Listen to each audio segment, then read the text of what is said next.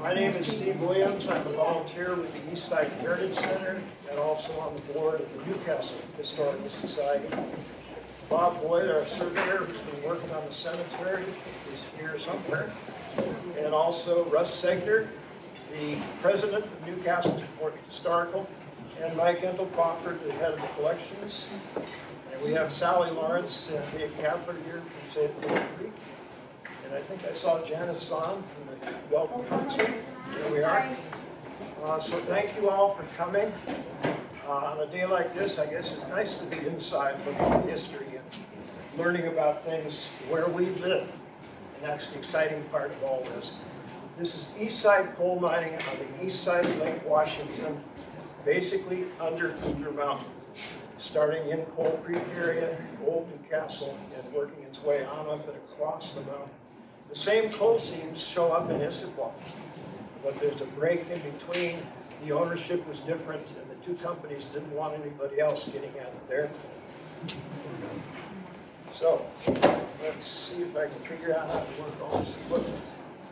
In 1852, the first white settlers arrived in Seattle at Alki Point. In 1859, Philip H. Lewis hired a Native American guide to take a canoe trip up Lake Washington to the mouth of a creek right here near the portage route between the two lakes.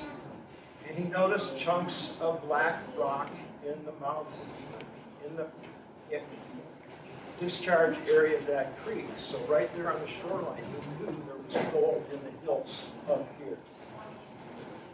And he went back to Seattle and talked the city fathers into petitioning the government to do a formal USGS survey of the east side of the lake. In 1863, Elliot Richardson led that group. Philip Lewis was part of the crew that went out and staked section corners on the east side.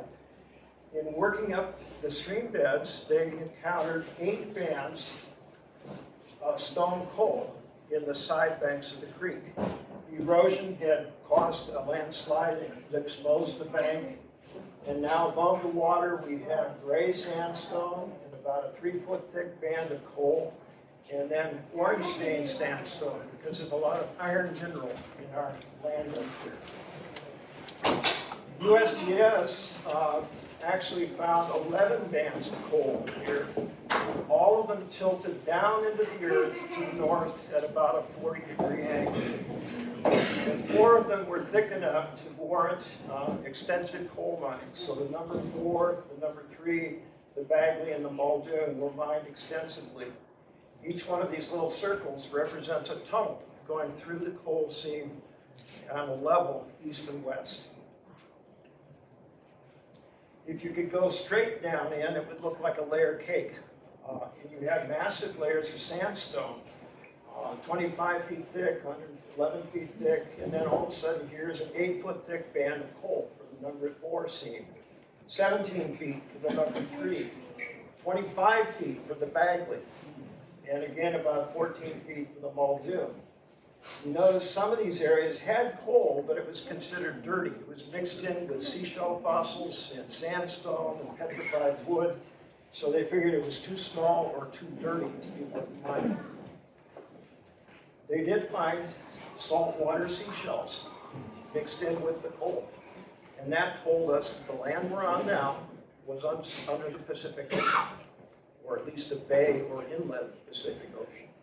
And that time, we're talking 30 million years ago, the edge of the Pacific Ocean was over where Spokane is today. Mark Pistrang was a geologist for USGS and also a hike leader and volunteer for the Trail Club. He made this diagram for a book, Bedrock and Boot Soles, and it's very interesting. Here you see Lake Sammamish and Lake Washington. Here's I-90 going across. Here's a deposit, and it matches what they call the Blakely deposit, which is known for fossils, those saltwater fossils. The horizontal banding, it returns to the Brent Formation, and here we've got good bands of coal laid down in the bottom of a swamp or lake millions of years ago. And the timeline he has here is very interesting. It starts up here, 5 million years ago is when geologists tell us Mount Rainier got started building. Only 5 million years ago. And you notice there's 20 billion years of uplift. So the ocean plate is diving under the continental plate and rumbling it. Just like if you scuffed your throw rug in the hallway, it would bunch up and rise up in the center. That's what happened here. Cougar Mountain is a fold in those flat layer cake seams caused by plate tectonics. And it's 30 million years of time, 35 million years for that to happen. The glacial age was up here about 12,000 to 18,000 years ago, so recent history. And of course, we've only been around for a couple hundred years, even in the United States, although the native population, of course, has been here much longer. So we're talking about stored sunshine, stored energy in the earth, plant material that was trapped underwater and then covered by big streams of mud and sand that kept the oxygen out and compressed it and caused it to heat up. And that carbonized it. It turned into a rock that will burn. So the miners, when they found it, they went up the bank just far enough to be high and dry, and then started working their way down that coast. And everything they picked loose, they put in gunny sacks, put it on horses, went to the shoreline, put it in Indian canoes, paddled across to Leschi, and again in wagons to downtown Seattle. But it was all handwork like this. And the candles were stuck in the wall with a metal spike called a sticking Tommy. There's one on the table over here. Those were used in Europe for centuries in the salt mines and coal mines back over there. Underground now, we get a gangway, a straight tunnel on horizontal, and you notice the timbering is rough raw logs, not from a sawmill. And the men all have open flame headlamps on their heads. So these are whale oil lamps with a wick, and there's an open flame on your head while you're mining underground. That's your lighting. Your muscle to move the car are mules. They were using mules underground to pull the carts. In fact, the lead mule here had his own whale oil lamp. But after a few months, he probably didn't need it. It was said that the wheels were stable underground for months at a time, sometimes years at a time. They might even go blind, but they still knew exactly where they were. They memorized the sounds and smells and feelings of where they were in the tunnels underground. And so the company put a very high value on the mules, even more than the men. You could always find a guy willing to work. The mules were hard to train and farm. So they were valuable. 20 years of time from 1863, that discovery of coal, to now 1894. And wow, look at the area right at Coal Creek. A mile down the road here, where the big horseshoe bend starts across the creek. This was number 3 mine right there. You notice they got 3 smokestacks for boilers to heat the coal, create steam. Steam engines ran all of the equipment. The ropeway came out with cables to slanted one leg here that went into the mine. So the mine was in the side bank of the creek. And you notice the company store and the sawmill are over here with its own rail and trussing arrangement. The rails on this side of the narrow gauge rails, 3 foot apart, for the little coal cars. Once they're loaded, they come back on this line to the bumpers to be sorted. And here's a great sketch by Edward Lang, probably used as advertising for funding in California and Chicago and New York. We didn't have very much money out here. We couldn't afford to build stuff this big or hire that many people, so we needed outside funding. But now Coal Creek, you've got this huge industrial operation going on. And over at Old Newcastle, at the other end of the golf course today, was the town of Newcastle, the original town of Newcastle, right there. And here's a picture of it a little later on. You notice a white church on top of the hill, 2-story white buildings, probably for mine superintendents and supervisors. And right in the middle of town, here's a huge pile of smoking coal. As it's exposed to the outside air, it starts to break down and often will catch fire if the pile is too big, too thick, too heavy. So this could be waste rock. My guess is it was fresh coal waiting to be loaded on the cars and sent to Seattle. And you notice the streets are dirt, the main traffic is horses, and so you have wooden boardwalks to get around town. Here's a Newcastle crew with their picks and lunch pails and headlamps. And here's our trusty mule to haul the coal. The gentleman in the foreground with the tie and the children we think is probably the school teacher. And you notice narrow gauge rails for the cars, just 3 feet of pipe. Underground, when the coal is first exposed, it's clean and bright and shiny like this, and we have a layer of mudstone underneath and orange stained sandstone above. You can see the coal is going up at an angle away from the gangway, which is on a horizontal level here. There's also a wooden chute, so any coal that's picked away up above slides down the chute and fills the car down here. It was a room and pillar variety of coal mining. You have to imagine all of this being slanted up 40 degrees, but basically where they found the coal, they would dig a main slope down 200 feet and then go sideways and create a tunnel or a drift. They called it a water level drift because it was tilted so the water would drain out on one end. And then every 50 feet they would go back up and create a chute, a narrow channel. And if the roof was solid enough, they could widen it out and create a boom. And all of that coal that was picked loose would slide down the slope on the 40-degree angle into the waiting coal car below. It was very important to also have airways, usually on both sides, so that air could circulate. The hot air in the mine down underground wants to rise, but it needs help. And so they had a fan at the top. In the very early days, that would be cranked by a very young boy, maybe 10 years old. Then it went to steam engines to do the same thing, and eventually to electric fans much later on. But the air has to go in the main slope and through the rooms, and then they had counters and crosscuts so that the air would circulate between the rooms. And another job for a young boy was to be a stopper, or to have canvas lattices to close off any of the tunnels where they weren't working. And that way the air was concentrated right where the miners needed it. Here's a crew of Finnish miners, young Finnish guys, 1890 in the tools of the trade. They all had canteens and lunch pails, shovels and pickaxes, and again, the pale oil lamps on their heads. Interesting, 4 out of the 6 are smoking pipes. But I guess nicotine got you up in the morning and ready to go. We had 14 different nationalities out here. Most of our miners came from Europe or the East Coast because they had mining families, they knew the equipment, they knew the work and the procedures, and they wanted to come out here to a new land, a new industry where they could make money and establish a homestead in the United States. Our biggest problem was how do we get the coal from Newcastle Coal Creek on into Seattle in the docks, because we were selling our coal to San Francisco.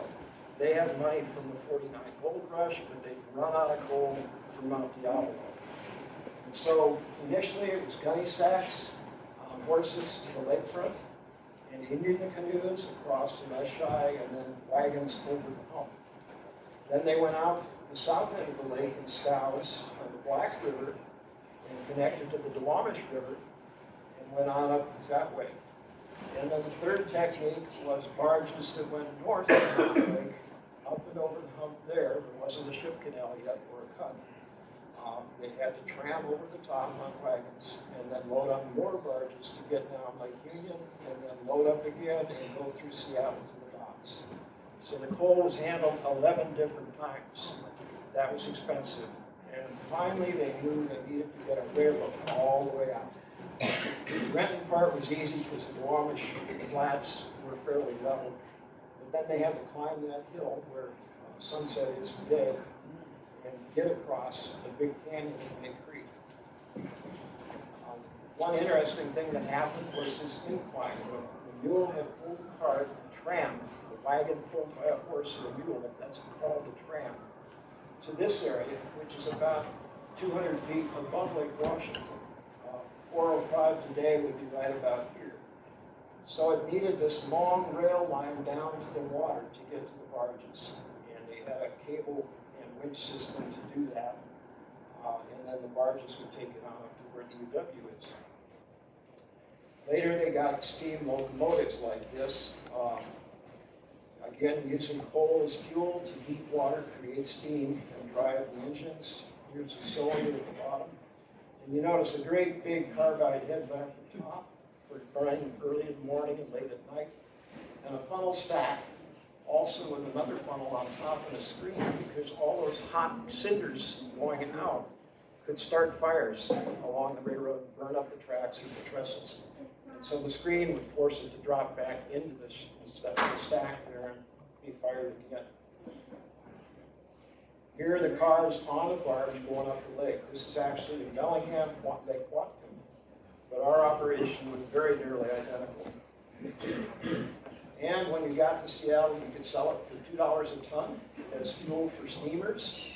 All of the steamboats in Puget Sound were running on coal at that time, and even some of the bigger boats out on the ocean.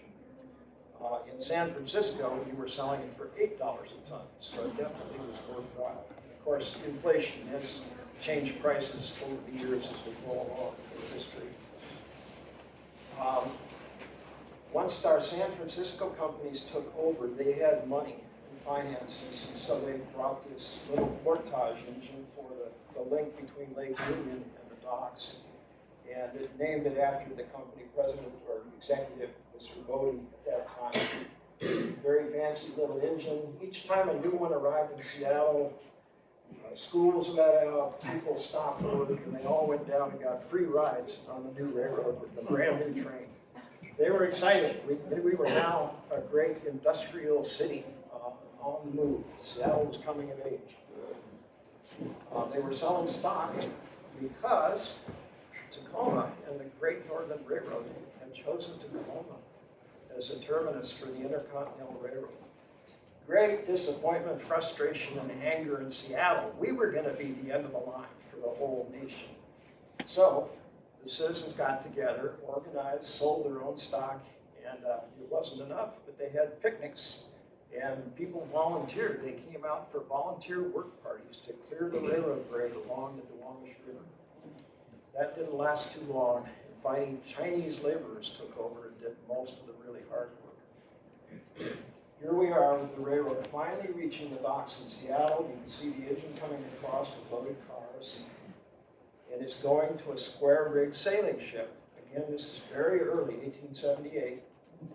And you notice Seattle is not very big at that time, probably only around 300 or 400 people.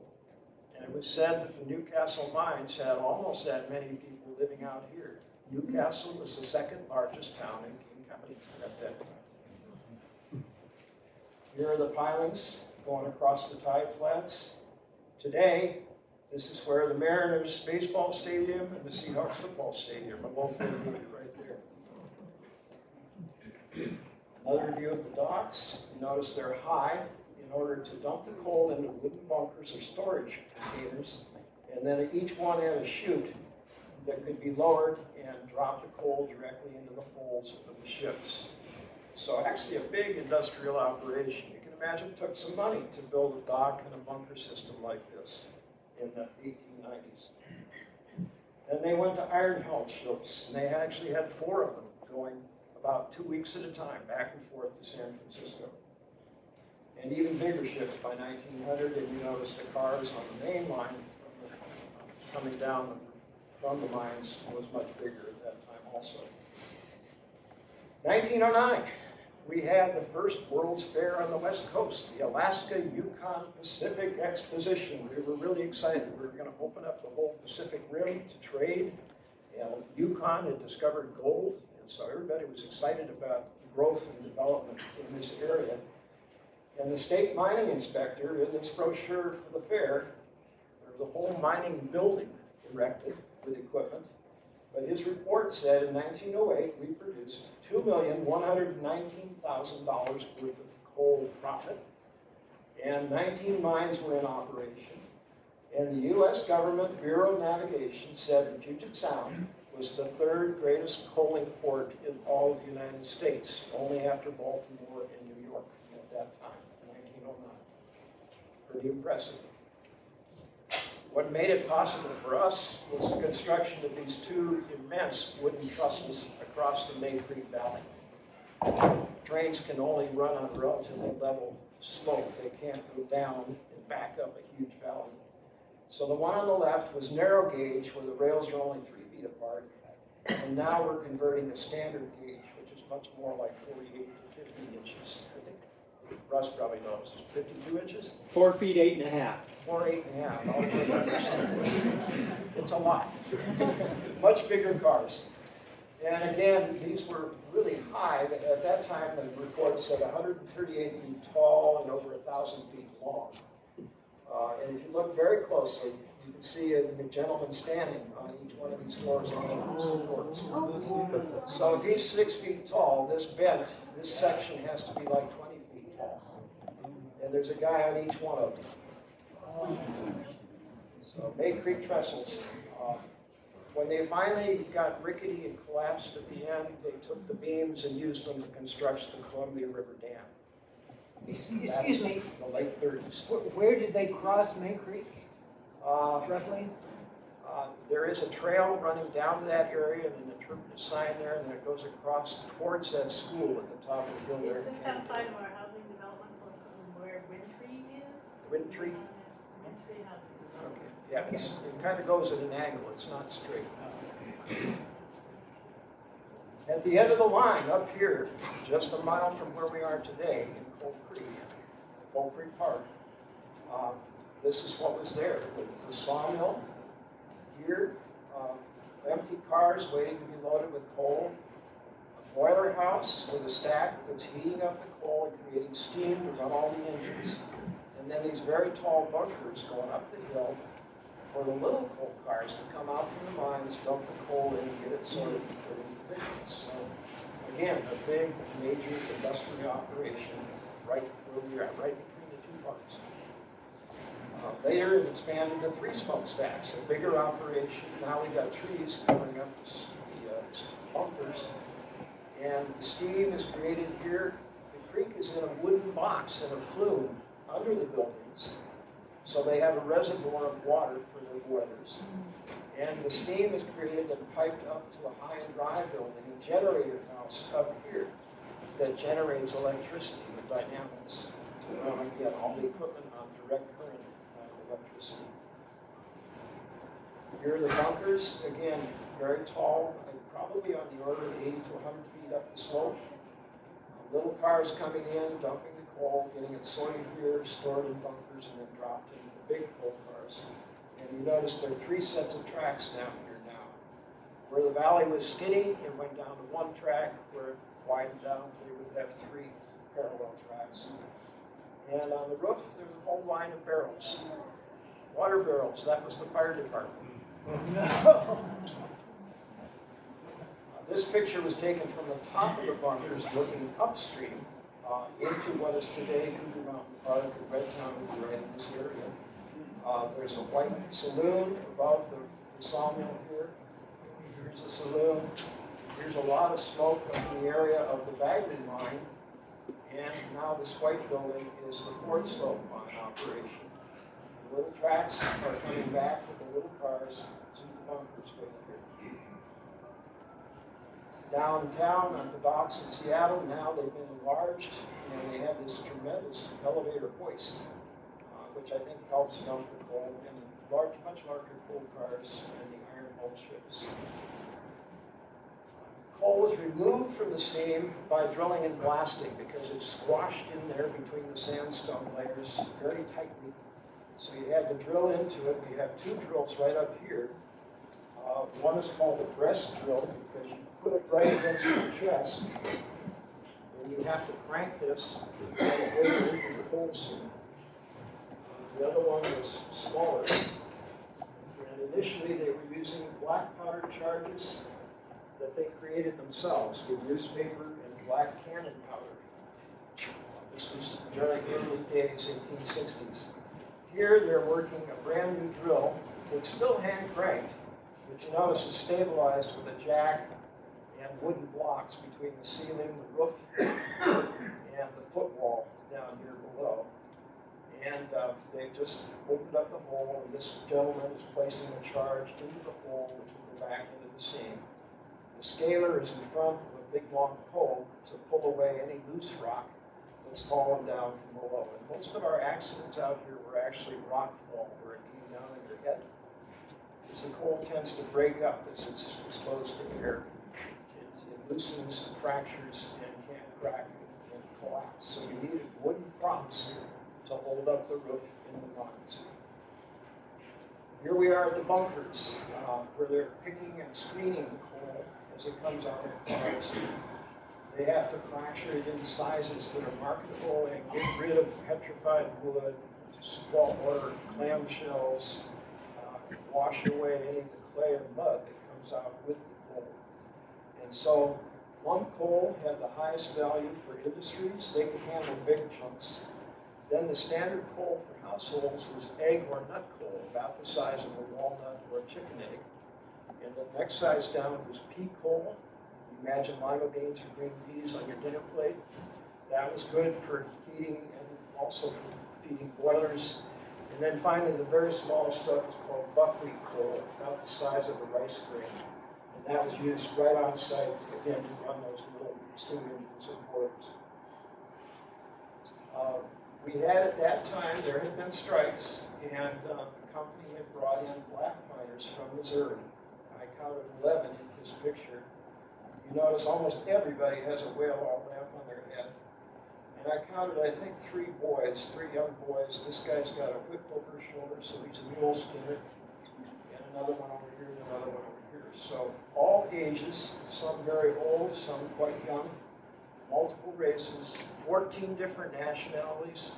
Once you're underground, you've got to trust and count on the guy next to you to do things properly. So they learned to cooperate very quickly. We needed more wood than almost any other mine on the West Coast because of that fracturing rock. So they needed wood to make all the buildings, great houses for the miners' families, and the company bought up land and actually ran 3 different sawmills in succession as they moved around to different localities.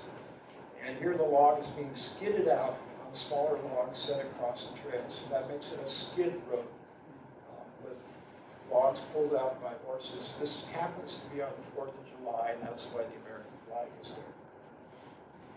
Here we are at the entrance to the Bagley mine, which went straight into the Cougar Mountain Hill.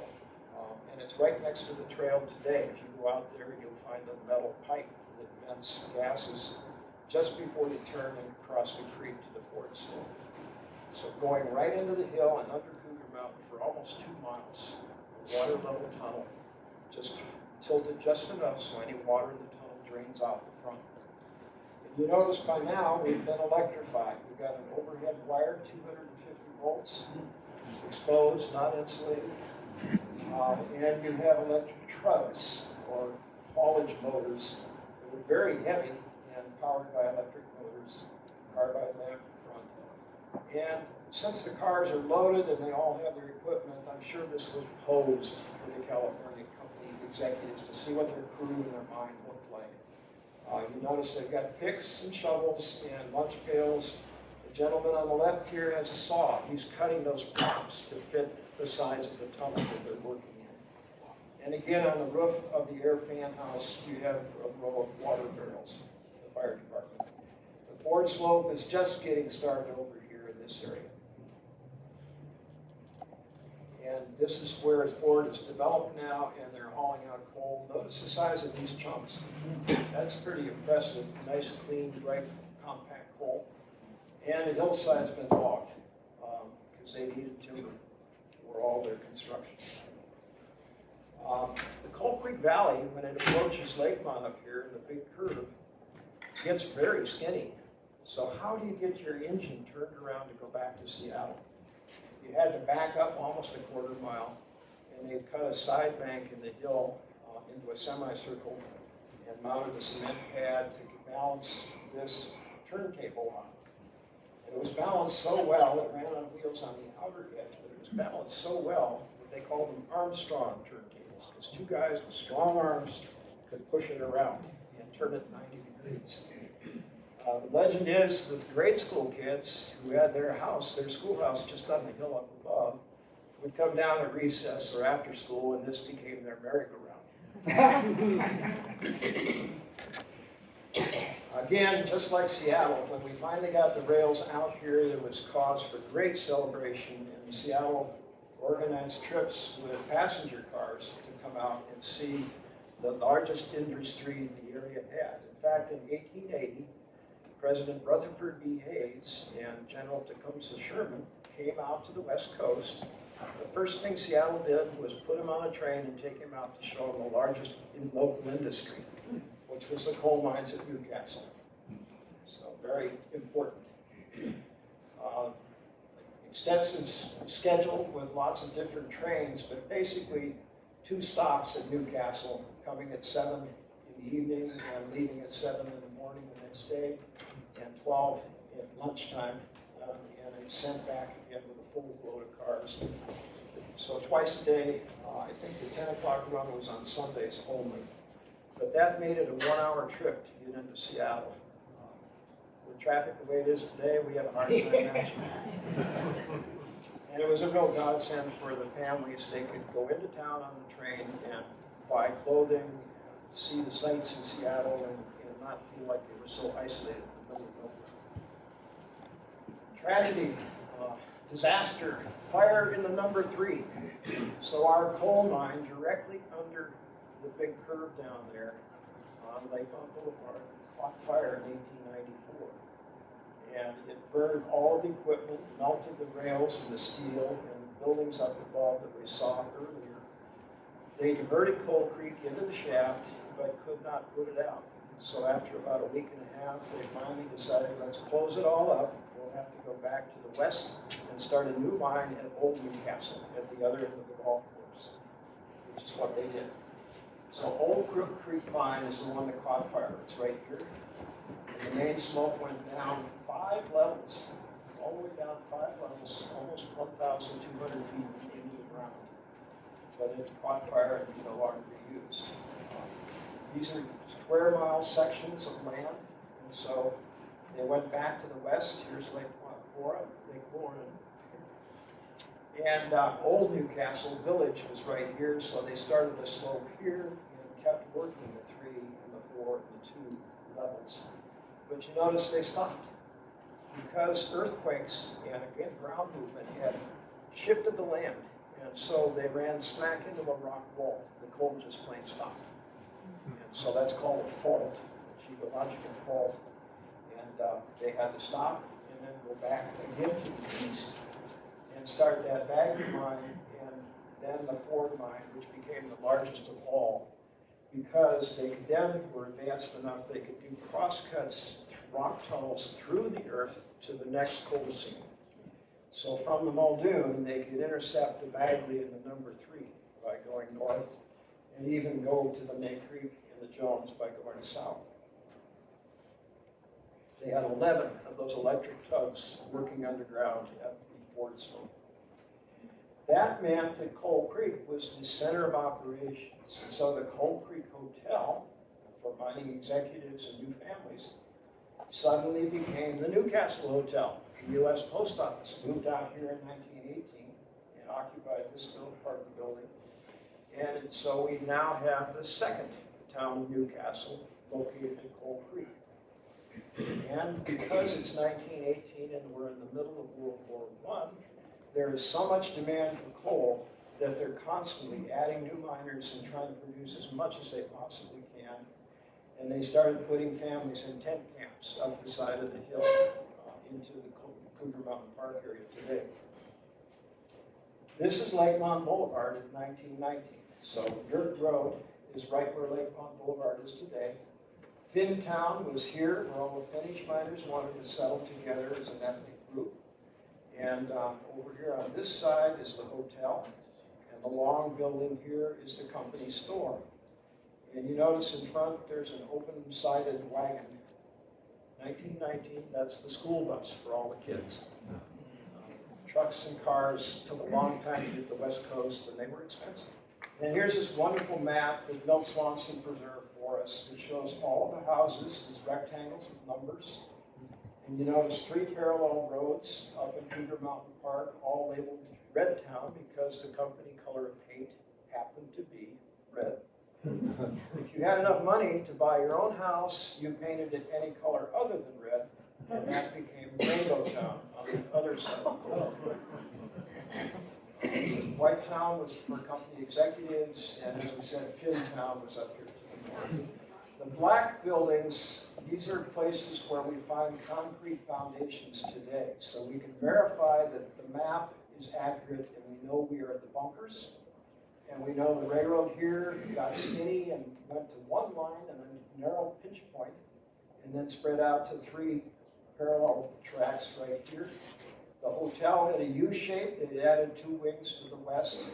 The store was that long, narrow rectangle. The Finnish Miners Hall, I think, was up here. And the single miners bunkhouse was here. The Ford Slope Wash House was right here. And the steam plant was down in this area. So a major industrial operation at the height of World War I and on up into 1928, right out here in Newcastle. And again, Lakemont Boulevard would be right here. Now today it cuts across the store and makes a curve in this area. The store made deliveries again by horse wagons. Horses were really valuable and important. Frankly, the droppings probably provided a lot of fertilizer for home gardens. Downtown Seattle, they were using horse carts again in the 1920s to deliver coal to factories and large apartments and hotels and even local homes. Some of the older folks that I meet say, oh yeah, my first job when I was 8 or 10 years old was to shovel coal into that boiler first thing every morning, warm up the house. We had a cable line. Just like San Francisco, we had cable cars back in 1893, but they needed an engine to drive the motor to pull that cable. This is at Leshai, and here's the powerhouse with the smokestack, and here are the cable cars that went on up the hill and down into downtown Seattle.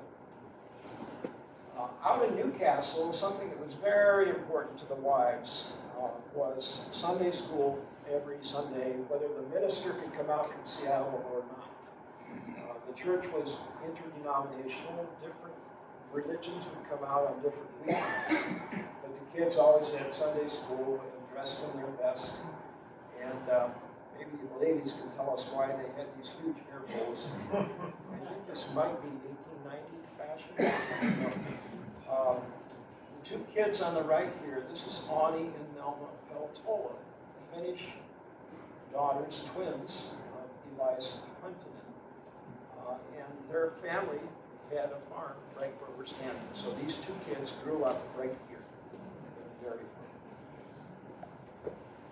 most of the miners had a very rudimentary house called board and batten. So you had 2 vertical boards and then a narrow strip of wood covering the gap so the wind and the rain didn't make it through the gap between the boards.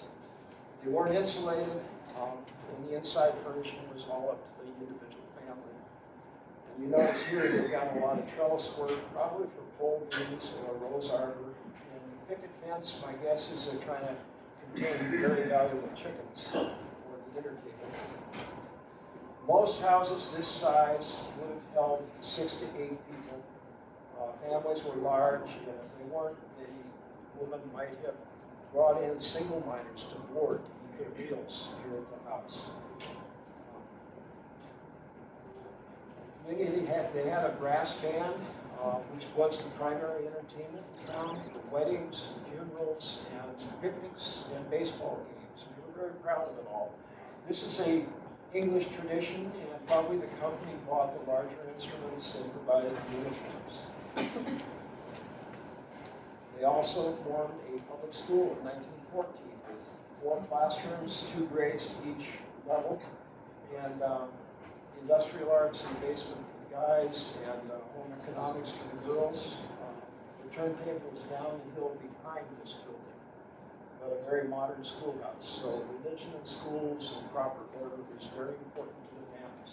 And the company made a point of trying to hire family miners from Europe. They knew that would make it a much more stable community. Here we've got pupils for the school, and again, here the matching pinafores I think belong to Audie and Nelma. And the teacher here with the white, and again, large hair bows. You notice knee-length dresses and high-top boots, because you're still walking around in muddy, dirt streets with work products. You notice that the guys have coverall pants, and most of them have tree caps, just like their fathers. The town had its own baseball team, and games with other mining towns were real affairs. That was a cause for celebration. And often, your young sons would not be able to find work here in Newcastle, but might go to Black Diamond or Ravensdale and come back for the ball game. So it was family reunions, big picnics, and Milt and Fred Rounds both said that the company might hire a guy not because he was necessarily a good miner, but because he was a good baseball player. 1909, here we got that picture of the crew ready to go into the Bagney Tunnel. Look at all the empty cars, and my guess is we've got 40 to 60 guys here and 5 of the electric tugs, all lined up ready to go in. Here's the bunkhouse for the single miners and the end part of Rainbow Town. Here's another picture, Rainbow Town over here, the bunkhouse. At that time, they had a wooden bridge across the canyon instead of the road that we have today. And I like showing this mainly because of all the stacks of wooden timbers, props to hold up the roof in the mines. That was very important. And now we have a modernized version of the bunkers over here at the far right. Underground, now we've been electrified. Here's that hot wire and the electrical tugs, the angled coal seam, and we think all the wood batting there is because that room was mined out and they didn't want any loose rock rolling down and blocking the tracks. Once you're down 200 feet or 1,000 feet, you've got to get your coal car now loaded with 2 tons of coal out of that shaft and up that long slope. So you need a very long cable, and you need a very strong steam engine. And we have a 3-foot diameter cylinder here, direct drive to the reel of cable. This is the up line, the other side is the down line, and it has another motor over here behind the operator. So the empty cars going down help counterweight the full cars coming up. But this was the hoist house in Cougar Mountain Park. And I want you to pay attention to the bolts that are holding the engine right there. They'll show up later on. Here's the steam house. It's venting steam from each of those cylinders, one on the right, one on the left. The cable is coming out the ropeway and into the mine, which is underneath all of this. The empty cars are lined up to go in this way, go down, get loaded, come out, and here are the full cars lined up and ready to go to the bunkers. And you notice again that log trees provide wood. And the funny little tunnel here made out of cement is actually a flume, a pipe made out of cement to take Coal Creek under all of this so it doesn't flood and wash out in the rainy season. Here's the wash house in the foreground and a car. We're not sure if it's a Ford or not. It was called the Ford Slope because the company president's name was Ford. But I kind of think the miners liked Henry Ford's new automobile that they could dream about buying, a Ford car. You notice the steam house has now expanded to 8 stacks. So we're obviously in the middle of a war when there's a lot of demand for coal. And the boiler house has been expanded now with a new lift for that powdered coal. The empty line goes in here, and the full line of tracks comes out here. And this young fellow's face, I think, says it all. Exhaustion and covered with soot, oil lamp on his head, leather whip over his shoulders. He was obviously a mule skinner. Coal mining has never been an easy job. You're underground in a very dangerous situation. There are collapses, there are fires, there are explosions, and it's hard physical labor. Initially 12 hours a day or 10 hours a day, and finally because of the unions they got to an 8-hour day, and the 6-day week got reduced again. But because of those strikes, which often were national, our guys, part of the union, had to go off work whether they wanted to or not. And so they wound up needing food, and the union would supply sacks of potatoes here in the 1920s. Elias Hintonen, laying down here in the foreground, is the Finnish miner. Being president of the union, he knew he probably was not going to get rehired. And so he had saved just enough money to come up here where we are, because he acquired this land, and now in 2 months' time he built a house and started a dairy farm to supply everybody with milk and make a living and raise Bonnie and Elma in the house right here where we are today. So let's take a break now. There are refreshments over here on the side. We've got all kinds of tools. Bob Boyd is here, our surveyor, to talk about that. And we'll resume in about 10 minutes or so. We came up here and took over the farm when Grandpa retired. And when they got to retirement age, they contacted the city of Bellevue and said, we want this to remain natural and be a park, but we'll sell it to you at a discount if you guarantee that. So that's why we have this park. It happens to be named Lewis Creek because our good old Philip Lewis on the survey party went back to Seattle and staked a claim on the land in 1863. And the creek got his name. So that's why it's Lewis Creek Park. And I'm sorry I'm remiss, I didn't thank Kaylee, our park ranger here. Thanks for putting up with us, opening the building, and she'll have to clean up all this stuff. I put away the chairs. And also, we are filming this now, so if you're nervous about being on camera, don't turn around. We'll shut off and edit out anybody that's concerned about being photographed. Let's try to hold questions till the end this time, so we can get done around 4 o'clock. So 1928, the Great White Fleet of the American Navy was going around the world to show the flag of American industrial power, and they fired the engines with coal. So coal was a power source for factories, railroads, and steamships. Here we got factories heating coal to basically warm up steam to be sent to all the hotels and businesses in downtown Seattle, and also to fire brick, to take clay from Cougar Mountain and turn it into brick. And so boilers and coal heat was really important. It also made Seattle a major industrial area. Now we were making boilers for steamships as well as for steam engines on the river. And in 1929, the company finally said, we got all this small particle coal, the buckwheat stuff.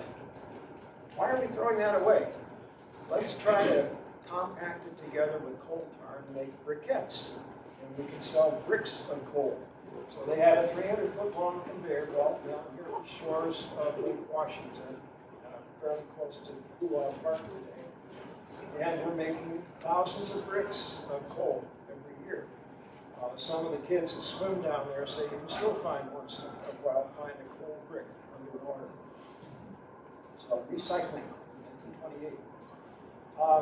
At this time in the 20s, oil had been discovered and was starting to be produced and available. And it was easier to transport, burned cleaner, and was becoming a real competitor to coal. And so the company had a major marketing campaign. Mike Hiddlecoffer found this ad for us from the Pacific Coast Coal Company. Ideal home fuels, Black Diamond briquettes, and Newcastle coal, which brings a smile to every household. A standard of heating value for half a century. So for 50 years, we've been producing coal and sending it into Seattle and heating buildings and houses. he even found a little cartoon that said, if your mother-in-law's been in the house too long, make it too hot by burning Newcastle coal. Oops, wrong button. During the hot summers, people didn't have the need to heat houses, and so the demand for coal went way down, and that meant the miners were working fewer and fewer days.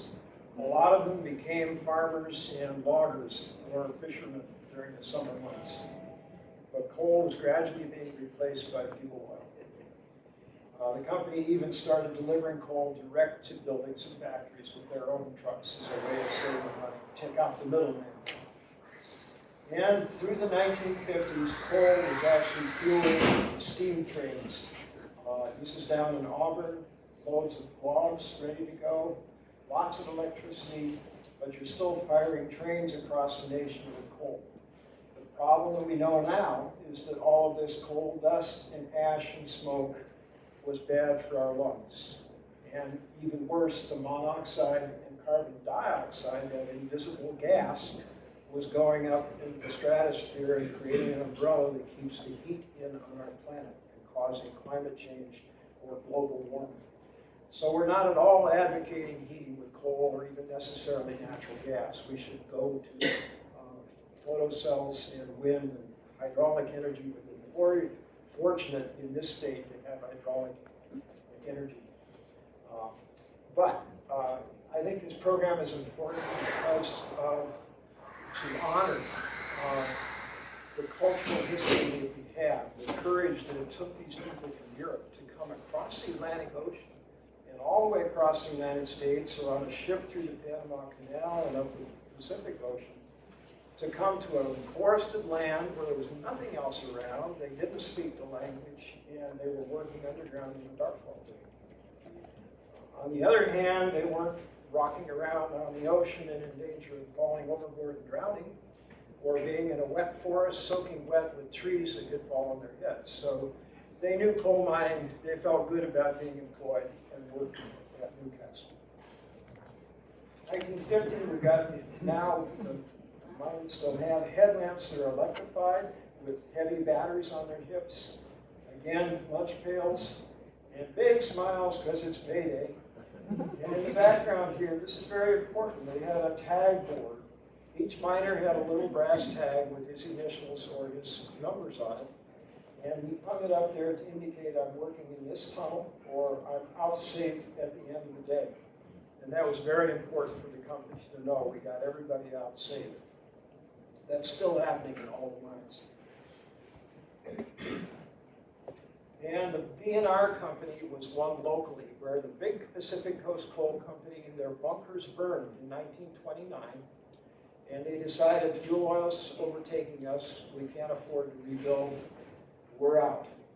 So the local miners of Lima and Rubatino formed a company of their own, leased the rights to mine those same tunnels, and they knew they could expand them and go further and rob the pillars of coal that had been left to hold the roof up.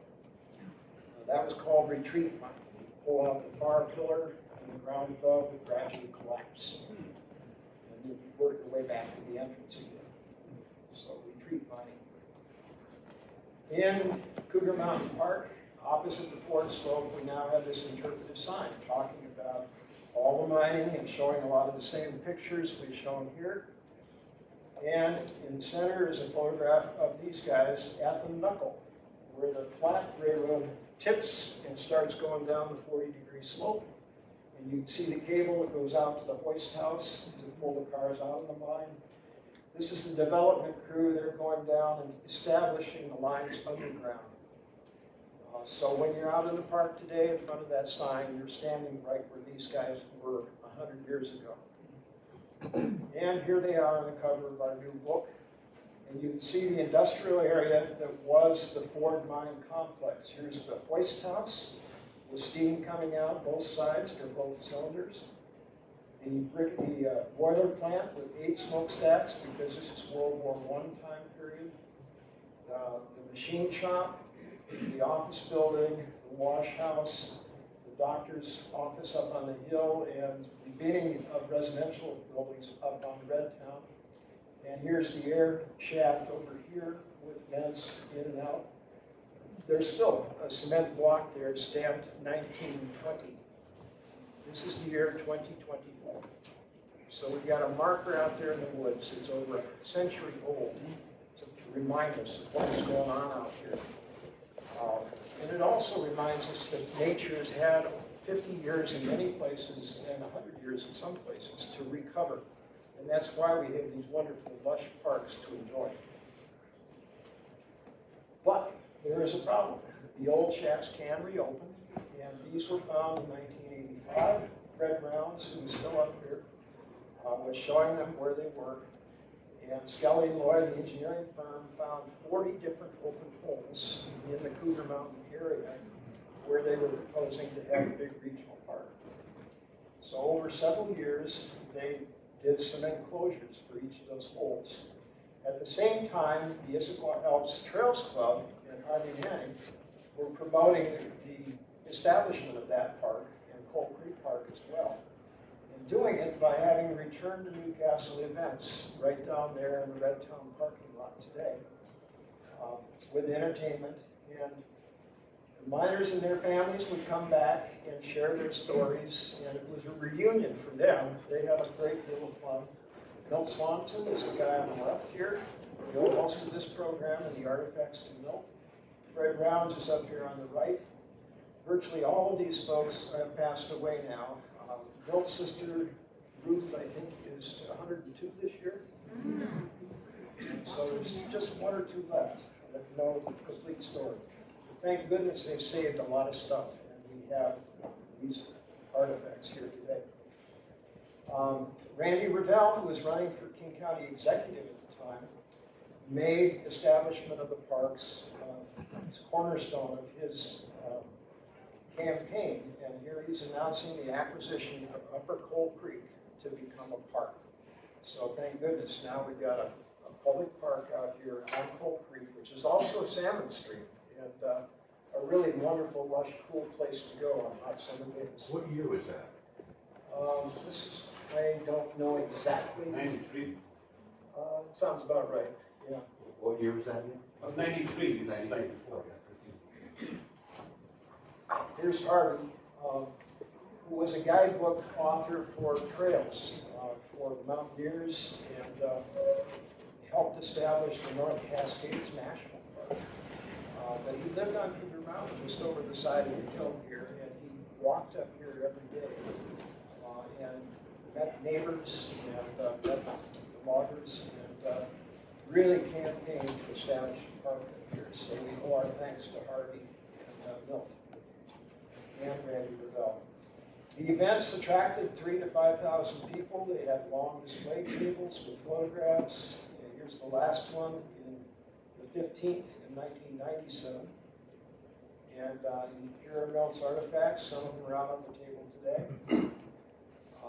At that time, there was still an opening to the western air shaft for the Ford slope. And so the kids are looking over the side here. It was mostly full of water at that time, 1984. But within 2 weeks, it all drained out. And suddenly we started finding dead birds and animals in the entrance. They had succumbed to carbon monoxide gas, which is heavier than the outside air in pockets in old places like this. And so that was a real danger. And we knew OSM had to help us close these shafts up. Additionally, after 100 years, the timber started to rot and collapse, and the roof starts to break away and fall in. So it'd be very dangerous to go underground in these tunnels. The miners knew that. They had their own mine rescue crew with breathing apparatus, goggles, and special lamps, lots of equipment. Today, the nearest mine rescue crew is in Montana. So if you go down to one of these holes, you're on your own. You're not going to get out. Yoasan used this map, which is very helpful. Each of the black dots represents one of those holes that needed attention, needed to be closed up. And you notice there are 3 of them right in Lakemont Boulevard on the big curve. That's why the bridge is being constructed out there today. They said they encountered 3 of the holes when they were drilling, and the holes are now full of cement. So solve the problem, and we're going to have a bridge with a little bit larger road, a little more safer situation. Notice the shafts, the seams run northwest to southeast, and they're in a narrow band, pretty close together, about 800 or 900 feet across here. This is Fred showing OSM one of the open shafts. And in the year 2000, even after OSM had done their closures, we had a major collapse in the Bagley. Golf course construction had cleared the land up on top, and two successive 100-year storms had jumped over the road and drained down in and caused a plug in the spear shaft to collapse. So now we've got about a part worker up here. So it's about a 35, 40-foot diameter hole and easily that deep. You can't even see the bottom down here. So closing these up was important. Also, over the top of the Newcastle Hill, the Bagley seam was quite thick, and so the Strain Company in the 40s and 50s used a steam shovel to dig all the overburden away and then get at the coal and truck it on into Seattle. That made a big, long trench across the top of the hill, which was filled up with construction rubble from the city of Seattle, so old concrete, lumber, etc. But it's still soft and settling, and that's why the driving range for the Newcastle Golf Course is above this Bagley strip line on the Newcastle Hill. The way OSM approaches things now is to excavate down to solid rock, and then to put in a wire gratis that this plastic foam, which is very sticky and expands tremendously, can be poured in under pressure and heat. And then it forms a plug, and they do it layer by layer until they've got about a 20-foot thick plug of high-density foam. That makes it strong enough to support a cement plug that goes on top of it in a cone shape, so that if there's an earthquake, it just settles on down even tighter into the cork in the bottle of the cork in the bottom gets tighter. And then the pipe in the center is to help measure gases and mark the center of the hole for future reference. So when they're all done, this is what you got, a 3-foot tall pipe with about a 4-foot diameter brass plaque at the top. This is closure number Coal Creek, number 342. So 342 closures in the western Washington area. And this was done in 2011. Today they're all GPS, so we have a reference to all the holes that we know about. And we do monitor them every year. A couple of them, Bob Jacobs and Tom Exton, who were acquiring property for King County, fought very hard to keep at least one open for viewing. And this is the one that's up by the clay pit on the number 4 airway. There's an interpretive sign next to it, done by the Boy Scout here, talking about air circulation, the need for fresh air in the mines, and the process of running fans and all the coal seams. And if you get your camera underneath the grate, you can see a wall of coal about 8 feet thick, a hard gray slate bottom that's usually got water dripping on it, making it very slippery. And then the overhead sandstone layers are strong enough that they've stayed open all these years. The grade school kids have a great time chucking a rock in there. Counting. 1,000 feet down. So you get 6 to 8 seconds of listening to that rock bounce down into the earth. Brave people to go into these mines. Here's a final diagram from OSM. You see the number 4 bed, then the number 3. This is working north to south. The 4, the 3, the May Creek, and the Bagley, and the Muldoon, and finally the Jones south end. So it's about an 8 or 9 foot wide band of coal activity right through the park. And the cross-hatching indicates areas that were even strip mined or worked above. So the ground is unsettled all through here. So it's very important when you're in the park to stay on the designated trails, which are primarily old road beds. And the miners knew where the shafts were, so that's where they put the roads. So it's safe if you stay on the trails. If you don't, there's a danger of ground collapse or a danger of toxic gases where you can suffocate. And we need to be honest with people and tell them there's a potential problem out there. Next to the forward slope, we have this little gold car, kind of represents what the miners were filling. In the early days, you got paid by how many cars you could fill every day. Roughly two tons of coal in each car. You might do a couple in a day, you might do 4 if it's easy mining. They liked Newcastle because the coal was right there, and for the most part clean and soft enough to break up. Here's the exhibit at the port slope. And here's the photograph of the mine complex. Again, the steam plant, the boiler operation, machine shop, offices, wash house, air shaft up here. And across from the slope, going back to the south, you find these huge cement pylons or foundations. And you notice these little poke-up things along the top. These are the bolts that held that steam engine in place in the winch house. So this was the hoist house foundation right here. Harvey thought he found Mayan temple mounds out there. At that time, it was all surrounded by black areas. Today, the beavers have made a dam, and so the valley itself is almost entirely flooded. And at the other end of the golf course, the Bima Mukatino had these wooden bunkers. They had a ramp coming up. They dumped the coal out of the trucks and into the bunkers down below. And then this would have chutes dumping the coal into trucks to take it out into Seattle. Most of that has gone away now. But Gary and Pam Lee owned property close by and saved equipment like this portable winch on rails that is used in the mines, probably again for retreat mining to pull those timbers out. And the city of Newcastle has this wonderful brick sculpture.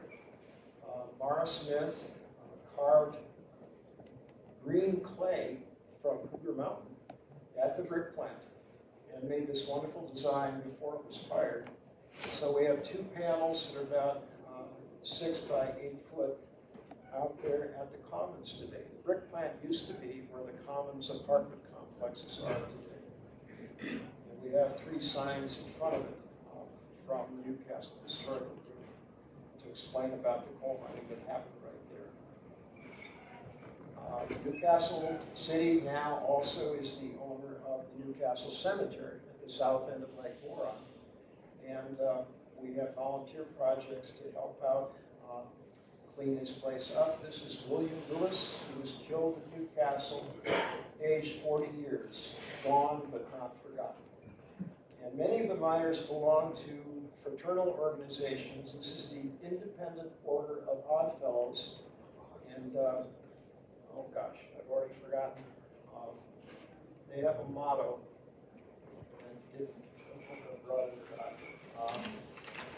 Anybody know exactly what it means? Oh, it's like faith, hope, and charity, Steve, or That was loyalty my and friendship. first mistake. It's, oh gosh. Fellowship, love, and truth. Fellowship, love, and truth. This is the Independent Order of Oddfellows, founded in the United States. And basically their guideline was to assist the distressed, bury the dead, and educate the orphans. So it was basically life insurance for the miners, and it guaranteed that if they did die in the mines or were injured, their fellow miners would help support them and take care of their families when they were gone. So it was very important locally.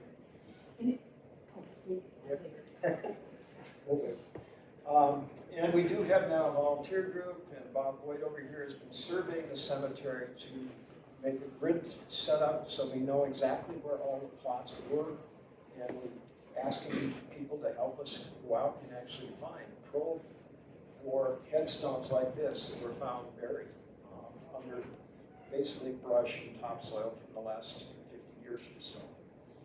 So again, this is Mr. Scott, and again, the fraternal organization killed at 28 years of age in the mines. We also have the Bima House, and I think we had that picture of it over there on the table. Pam Lee has made an agreement with the developer that this will be saved and preserved, and and move to the northwest corner of the property and become a historic park.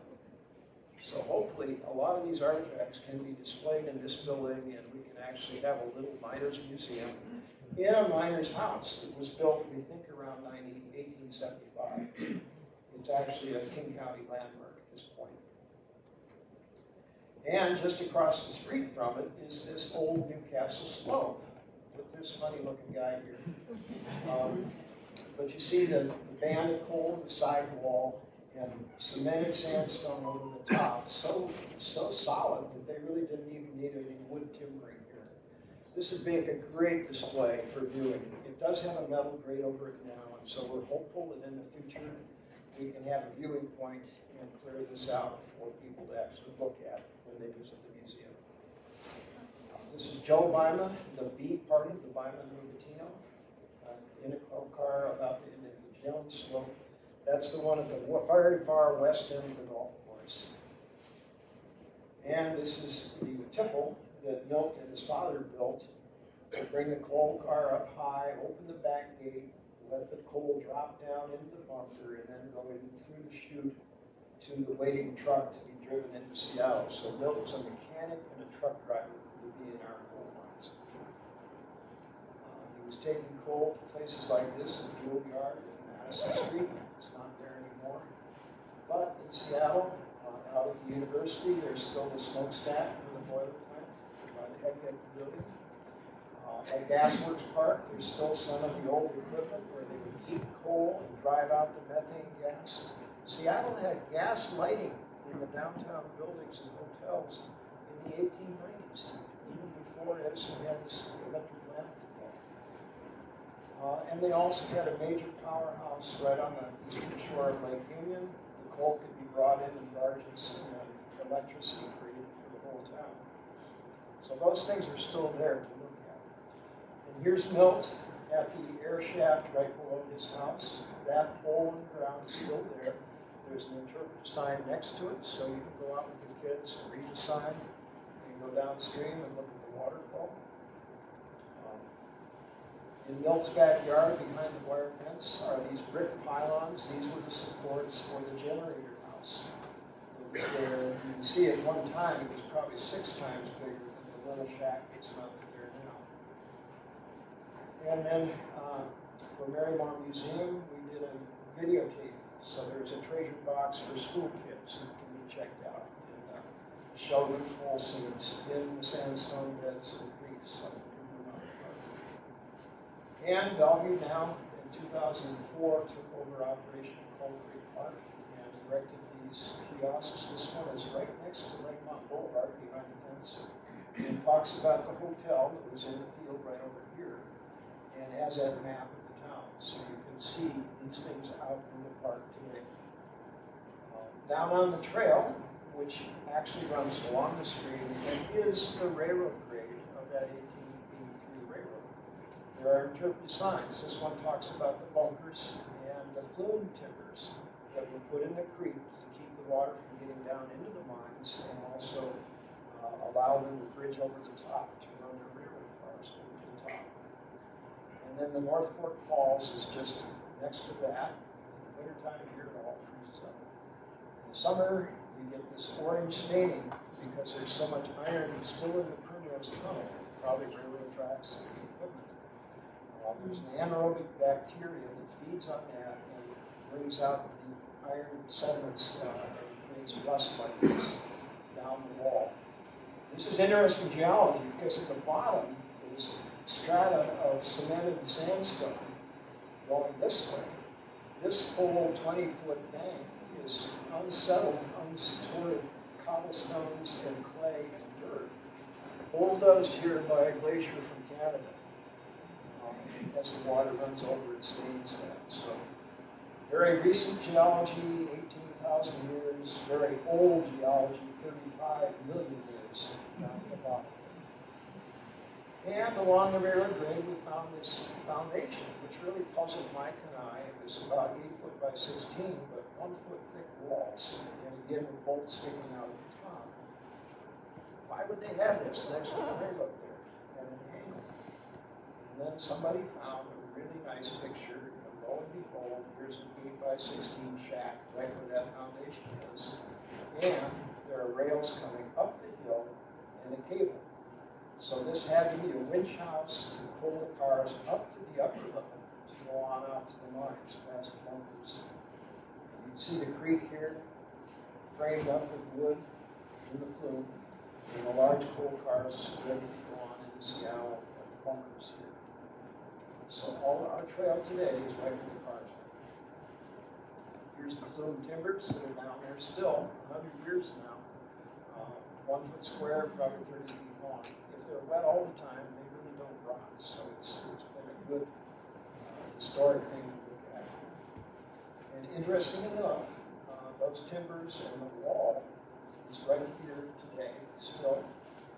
This was a press tour in 1926. The company was trying to show all of the journalists in the state. We had a going concern out here. We had opened up the Primrose mine and we were going to continue mining coal. Unfortunately, in 1929, just 3 years later, the bunkers burned to the ground. And that pretty much sealed the end of big coal mining out here. And here's Milt in his museum with some of the same artifacts we've been showing today. So we owe him a whole lot of things.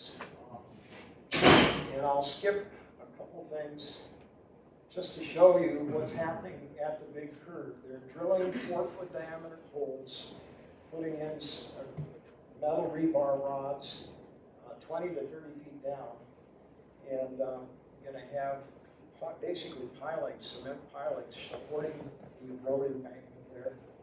They've already excavated down about 25 feet with these, and then they're drilling with these 4-foot diameter augers. So here you can see the old road levels up here, the new levels down here for bridge construction. So the abutment will be here, and the bridge will actually be about 50 feet across up in this area. Hopefully by midsummer this year. Pretty ambitious. We'll see. So we'll break here and end the program. And Mike and Bob and I will be here to answer questions. Russ has books. And thank you for coming.